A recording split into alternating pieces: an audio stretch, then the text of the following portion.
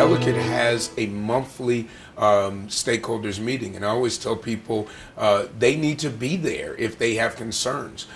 For me, the old way of doing things as an elected official, where elected officials have to run from one house, from one block club to another to make constituents happy, that's silo working. And so what happens is we go to one place, go to another place, instead of all, since it's all Ellicott district, coming together. And just today, it was the city has produced an appraisal on it, because first it had to have an appraisal. The appraisal is back, and because it's public information, appraisal came back at $550,000.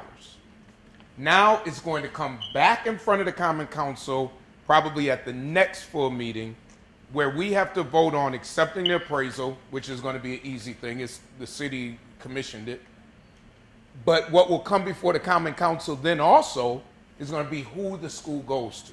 School 36 that was in the Ellicott district and now in the Fillmore district, the movement has started in order to move that into the hands of Elmwood Charter School, an award-winning school.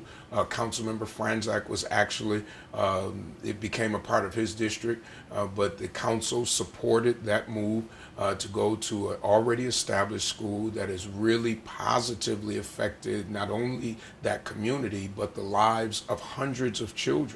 In my time on the council, in my short time on the council, the School 36 project, the parents and community were very united in wanting that school to go to Elmwood Charter. I might have had one person come who did not want it. Other than that, we had hundreds of people and many groups who felt that was the move. So I think that's when government is really working for the people. So regardless of what council member ended up with the project, we as a council together made a decision that that's where that school should go. And that's important, and people should know that. Jesse Clipper Monument. We're working on that. And does anybody know where Jesse Clipper Monument is? No. You do. Michigan. I didn't even know. Right on this little spot of Michigan Way, right? Yeah, you know, the Jesse Clipper Monument and that whole Michigan Street corridor is really one of the priorities on our agenda.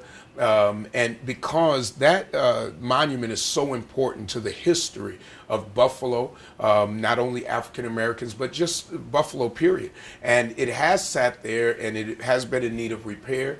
And we are not only pushing for repair of that, and some of that has already started, but actually a life-size photo of Jesse Clipper. When you drove past, you could see the image of Jesse Clipper.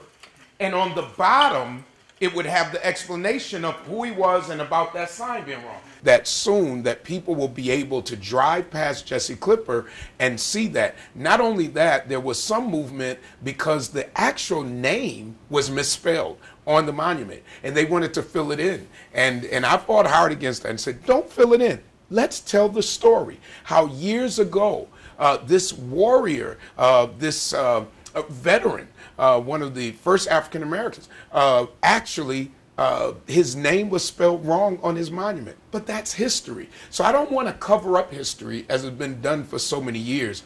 I want to expose history so that it becomes a learning opportunity of, even in honoring some people, that there wasn't great detail paid to their lives, even their names have been misspelled. So that's a priority of this office, is to make that whole area bring attention. You know, when the National Historic Trust Conference comes to Buffalo, I want them to be as excited about Michigan as they are about the rest of the city, as they are about Darwin House and other areas. And I want them to check out Jesse Nash House, the Michigan Street Corridor, the Michigan Street Baptist Church, the Colored Musicians Club, Jesse Clipper Monument, Pierce Arrow Museum. You know, I want them to come and see what Buffalo has to offer, because it's diverse and it's exciting. Playgrounds, the city is, and it was in the paper, redoing almost all of the playgrounds, so I'm really excited about it. You know, the playgrounds, you know, to some people might not be important, but when you have a family, those are quality of life issues. And the administration worked along with council members to identify those playgrounds where constituents said, we want them to be repaired. Broadway and Spring. Does Broadway and Spring, is a playground there, right? All right, I went over there, I took pictures, and although there's going to be supposed to be some work over there, while I was out there taking pictures, a couple of residents came out and said people are driving through it. So I'm going to see if we can get some concrete barriers so that they don't drive through it anymore. Now it's next to that big lot. That Yes, ma'am. yeah. Yes, ma'am. So I'm going to try to get that done. And so there is money now that the mayor's released for that to happen. Now the process is not complete, but we've seen in JFK work, we've seen at most of the playgrounds within Ellicott, or many of them, some refurbishing, some replacement. We're still working on it, but we're working off of those lists that constituents came, and I can't drive this home enough, to these meetings and said, this is what we want. I think one of the mistakes of the past has been to promise what we really don't have the funds to do. What we have done is been very transparent with people by bringing everybody together and saying, this is what we have to work with.